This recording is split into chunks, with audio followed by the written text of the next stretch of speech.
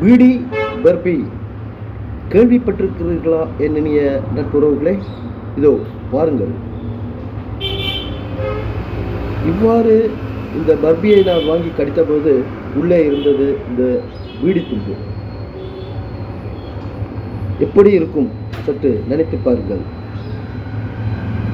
அருவருத்து தொடர் வாந்தி, பின் இதனால் மன உளைச்சல், அது மாத்திரமின்றி எனது தொடர் சினிமா படப்பிடிப்புகளும் கேன்சல் ஆகி போய்விட்டது.